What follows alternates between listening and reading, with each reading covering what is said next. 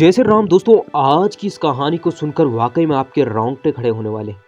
कैसे राम नाम जपने मात्र से भयंकर बाढ़ में नदी ने अपना रास्ता छोड़ दिया और साधु महात्मा नदी पार करके चला गया। जय श्री राम दोस्तों, मैं हूं आपका दोस्त उद्धव अग्निहोत्री। तो दोस्तों आज के अनुभव को शुरू करते हैं। दोस्तों एक गांव में एक साधु महात्मा रहा करते थे, जो एक नामी संत थे। हमेशा राम नाम जपा करते थे।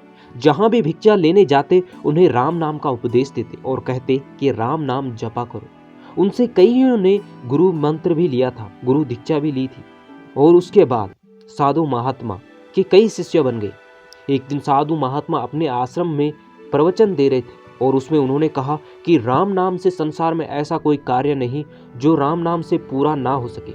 राम नाम सभी करने वाला है, सभी संकटों से दूर करने वाला है, सभी पापों को नष्ट करने वाला है।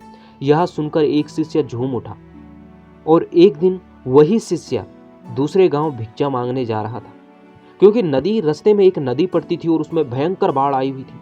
जब वह नदी किनारे पहुंचा तो उसने नाविक से कहा कि मुझे सामने भिक्षा लेने दूसरे गांव जाना है। यह देखकर नाविक ने कहा, अरे देख नहीं रहे हो कितनी बाढ़ आई हुई है, हम दोनों अगर नाव में बैठेंगे तो बह जाएंगे नाव से ही। यह देखकर उस शिष्य ने सुना, अपने गुरु की बात याद आई कि राम नाम से सब कुछ हो सकता है और उसे संदेह था, इसीलिए उसने सोचा एक बार फिर से गुरु से पूछ लेता हूँ। आश्रम लौटा और गुरु से कहा कि गुरुदेव नदी में तो बहुत बाढ़ आई हुई है, मैं दूसरे गांव सामने कैसे भिक्षा मांगने जाऊं। यह देखकर गुरु ने कहा कि अरे कोई बात नहीं, आज हम पानी में ही काम चला लेंगे। यह देखकर शिष्य को यह मंजूर नहीं था। शिष्य ने कहा, गुरुदेव के राम नाम जपने से मैं नदी पार नहीं कर सकता। गुरुदेव ने कहा कि अवश्य पार कर सकते हो। यह सुनते ही शिष्य नदी की ओर निकला और नदी के किनारे खड़ा होकर सोचने लगा कि राम नाम से ऐसा हो सकता है, और वह श्री राम का नाम लेते हुए नदी में उतर गया। उसे कुछ नहीं हुआ, आगे बढ़ा। श्री राम कहते हुए आगे बढ़ रहा था लेकिन कुछ नहीं हुआ। तभी एक लहर आई और उसे हिला देती है, और यह देखकर शिष्य ने कहा कि अरे राम नाम से कुछ नहीं होता है। तभी एक बड़ी लहर उसकी चपेट में आकर वह नदी किनारे पहुंच जाता है और जोर से नदी किनारे पड़ता है। यह सोचकर शिष्य खड़ा उठता है कि मेरा गुरुदेव कितना पाखंडी है, अरे उसे तो किसी की जान की फिक्र भी नहीं है, कुछ नहीं होता है राम नाम से। और क्रोधित होकर आश्रम की ओर लौटा। अपने गुरुदेव को वह गालियां देने लगा, आप ढोंगी हो, आप पाखंडी हो, मैं आपका सभी गाँव वालों के सामने आपको साबित करूँगा कि आप ढोंगी हो। उनकी कंठी माला उतारकर उसने गुरुदेव के चरणों में रख दी और कहा कि ये लो आपकी कंठी माला, मैं अभी जाता हूँ। और वह फिर नदी किनारे बैठ गया।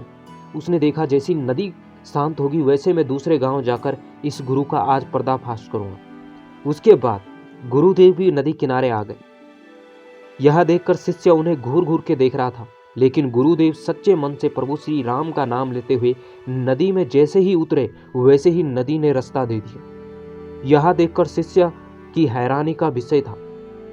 वह साधु नदी को पार कर गए। यह देखकर शिष्य सोचने लगा ये कैसे हुआ, और वह रोने लगा कि सोचने लगा मैंने अपने गुरु का अपमान कर दिया। और वह बिना सोचे समझे नदी में कूद गया और वह नदी पार करके अपने गुरु के चरणों में लेट गया। गुरु ने उसे क्षमा कर दिया। फिर शिष्य ने कहा कि मुझे क्षमा कर दो गुरुदेव, पर मैं एक बात नहीं समझ पाया कि जिस समय मैंने राम नाम लिया था मैं उस समय बह गया था, लेकिन इस समय जब मैं आपसे मिलने के लिए फिर से नदी पार की तो मैं बहा क्यों नहीं। तब गुरुदेव ने कहा कि जब तुमने मुझे नदी पार राम नाम के चमत्कार से आपने जब मुझे नदी पार करते देखा तो आपके अंदर वही दृढ़ भरोसा जाग गया और गुरु के प्रति सच्ची भक्ति और निष्ठा जाग गई, जिसके कारण तुम इस नदी को कूदकर पार कर गए, लेकिन इस नदी में बहे नहीं। तुम राम कहो या कृष्ण कहो, तुम शिव कहो, लेकिन अपने परमात्मा पर भरोसा जरूर होना चाहिए। ये नाम सभी सुखों को देने वाला है। इतना कहते हुए गुरुदेव ने शिष्य के सामने अपनी वाणी को विराम दिया। उसके बाद वह शिष्य गुरुदेव से क्षमा मांगता है और गुरुदेव उसे क्षमा भी कर देते हैं। तो दोस्तों फिर मिलेंगे एक भक्ति माला की ऐसी ही कहानी के साथ। तब तक के लिए जय श्री राम, जय हनुमान।